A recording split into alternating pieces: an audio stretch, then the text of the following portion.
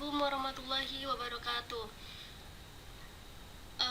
Kembali lagi kita di kelas robotik 2020. Sekarang kita akan membahas tentang motor servo. Nah, apa sih motor servo itu? Motor servo itu adalah motor yang mampu bekerja dua arah, di mana arah yang sudut pergerakan motornya dapat dikendalikan hanya dengan memberikan pengaturan duty cycle sinyal PWM. Pada bagian pin kontrolnya, tipe dari motor servo menentukan kapasitas motor dalam menahan beban-beban. Motor servo secara garis besar ada dua jenis, yaitu servo standar 180 derajat dan motor servo continuous. Motor servo standar 180 derajat ini hanya mampu bergerak dua arah dengan defleksi masing-masing sudut mencapai 90 derajat, sehingga total defleksi sudut dari kanan, tengah, kiri 180 derajat. Sedangkan motor servo continuous ini mampu bergerak dua arah tanpa batas defleksi sudut putar. Oke, selanjutnya kita langsung aja. Jadi di sini kita membutuhkan Raspberry Pi dengan power supply-nya, terus servo. Nah, di sini ada servo. Jadi ada 3 kabel. Biasanya kalau aslinya itu ini warnanya coklat. Jadi warna coklat itu ke ground, lalu warna merah itu ke VCC atau ke voltnya. Terus untuk inputannya warna kuning itu ke nilai inputannya. Nah, di sini itu ada di 11 jika di codingan kalian itu menggunakan board. Jadi ada di sini 1, 2, 3, 4, 5, 6, 7, 8, 9, 10, 11. Kalau misalnya kalian menggunakan BCM, ini ada di GPIO 17. Nah, untuk selanjutnya kita akan coba dengan menggunakan Raspberry Pi-nya. Yang pertama kita siapkan Raspberry Pi. Di sini saya menggunakan Raspberry Pi 3. Untuk power supply-nya saya menggunakan charger biasa. Lalu selanjutnya ada servo dan beberapa kabel jumper. Pertama kita siapkan Raspberry Pi-nya, lalu kita sambungkan powernya.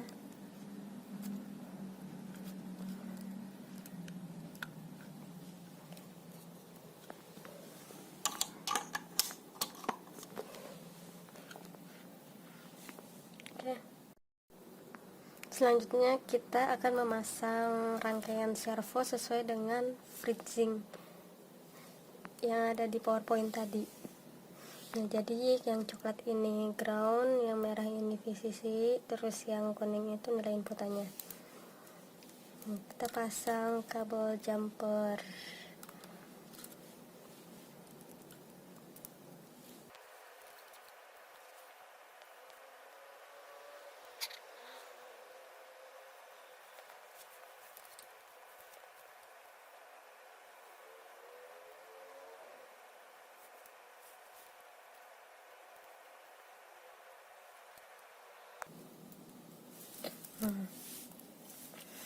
Yang hitam itu ke ground. Oke, ini ya ground. Ada di 1, 2, 3, 4, 5, 6, boardnya di 6, itu dia ground.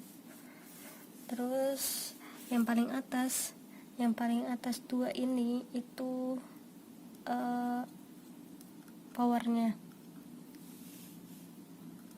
Oke, kita masukkan. Terus ya ini kita masukkan nilainya tadi di board 11.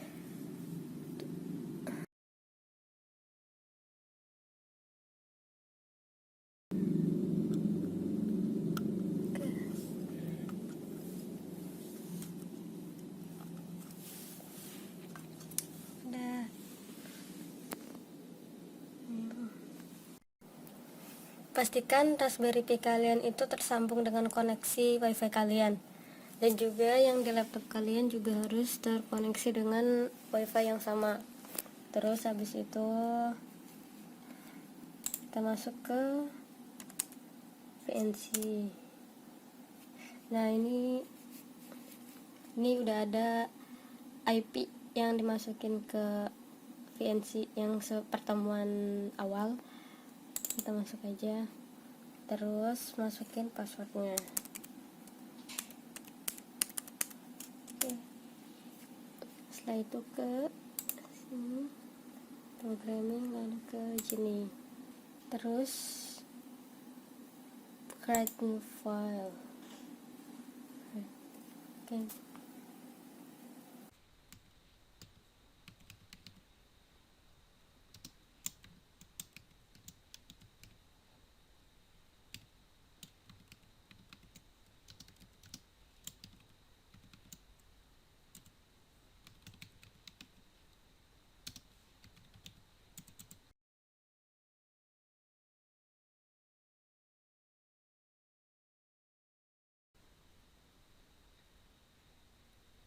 Nah, setelah codingan selesai, pastikan kalau misalnya file ini kalian udah save. Di sini save as, save-nya dalam folder PI, misalnya servo, dan harus ada .py. Save. Oke.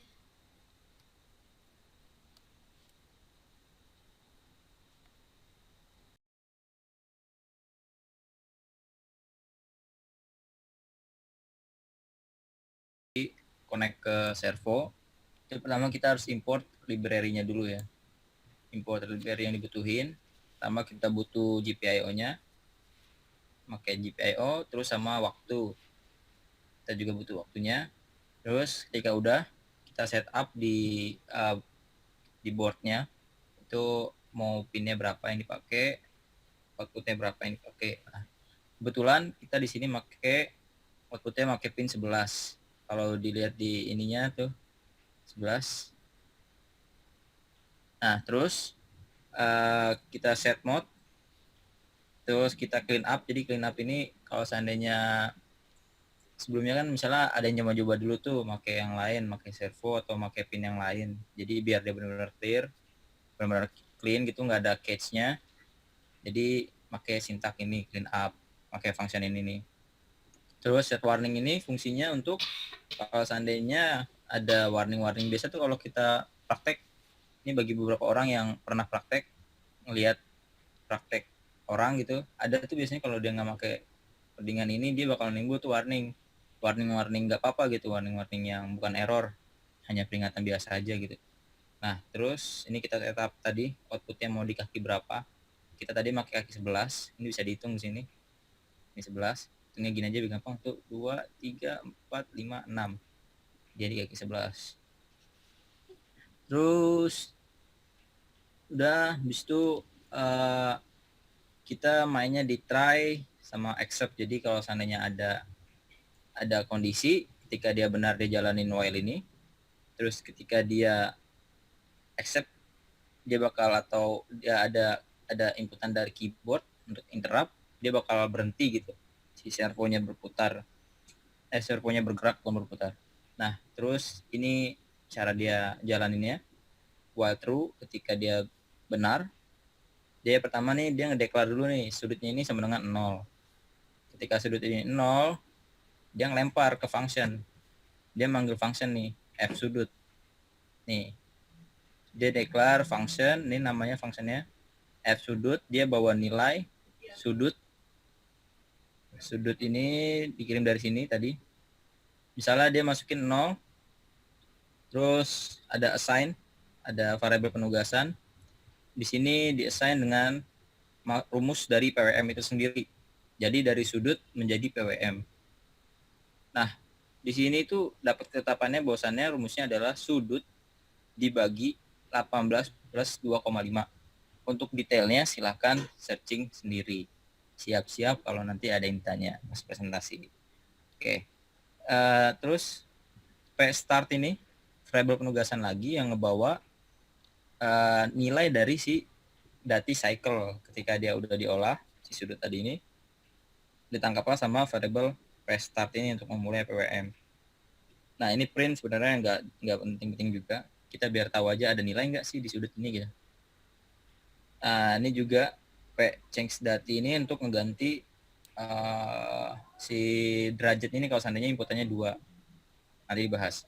Nah, udah balik. Nah, dia bakal bawa balikannya berupa nilai dari si tadi ini nih. Nih, si dati cycle ini.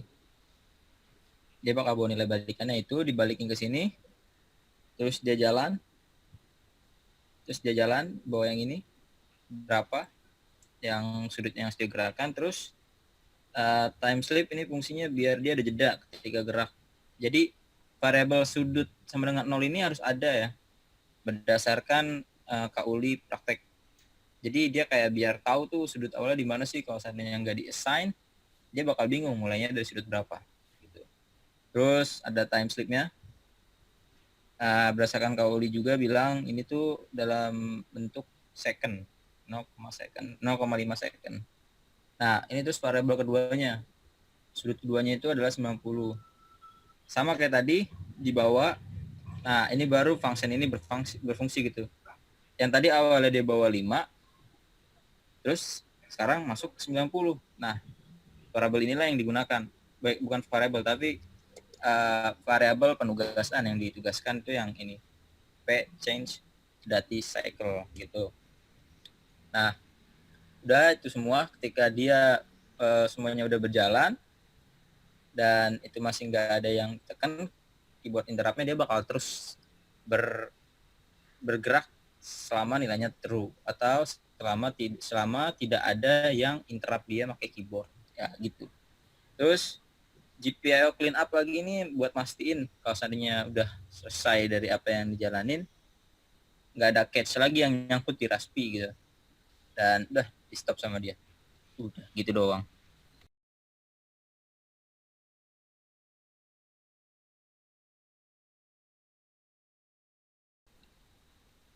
Selanjutnya kita run program yang telah dibuat.